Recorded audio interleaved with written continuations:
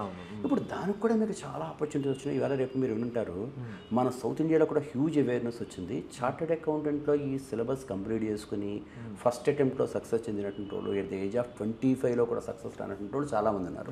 Exactly. వీళ్ళందరికీ ఇప్పుడు ఒక ఆల్టర్నేటివ్ ఏమొచ్చిందంటే ఏసీసీఏ అని ఒకటి వచ్చింది. ఈ ఏసీసీఏ సర్టిఫికేషన్ తీసుకుంటే దాని ఆ సర్టిఫికేషన్ మీరు తీసుకున్నారంటే అది UK based accountant certification program అది. ఓకే.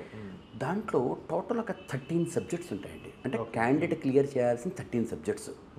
మన ఎడ్యుకేషన్ సిస్టంలో మన గవర్నమెంట్ యూనివర్సిటీస్ ఇంకా వెనకబడి ఉన్నాయి, మనంతా ఒప్పుకోవాలి ఆ విషయంలో. వేరస్ ప్రైవేట్ యూనివర్సిటీస్ ఈ ప్రాసెస్లో ఈ మార్కెట్ని క్యాచ్ చేయడం కోసం చాలా ఫాస్ట్గా రెస్పాండ్ అవుతున్నాయి. Forget about the name of the university. మనకి బెంగళూరులో ఒక యూనివర్సిటీ ఉంది, వాళ్ళు BCom in association with ACCA run చేస్తున్నారు. దీన్ని చేయడం వల్ల వాని దగ్గర బీకామ్ చదువుకున్నటువంటి పిల్లలకి 9 సబ్జెక్ట్స్ ఎగ్జామ్షన్ ఇచ్చారండి.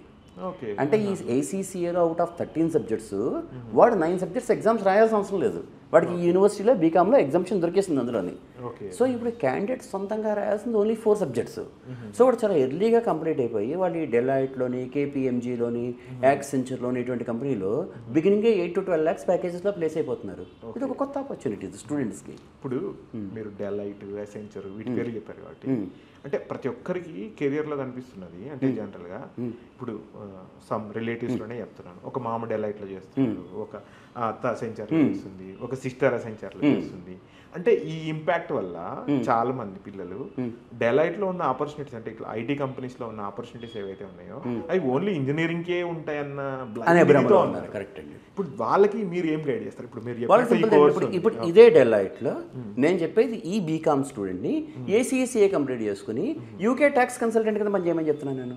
సూపర్. వాళ్ళు అదే డెలాయిట్లో పనిచేస్తున్నారు, అదే యాక్సెంచర్లో పనిచేస్తున్నాడు, అదే కేపీఎంజీలో పనిచేస్తున్నాడు. హిజ్ రోల్ ఈజ్ డిఫరెంట్ అంతే అండి. వాడు ఐటీ సైడ్ లేకుండా అకౌంటింగ్ సైడ్లో ఉన్నాడు అంతే. ఆయన యూకే సర్టిఫైడ్ అకౌంటింగ్ సైడ్లో ఉన్నాడు.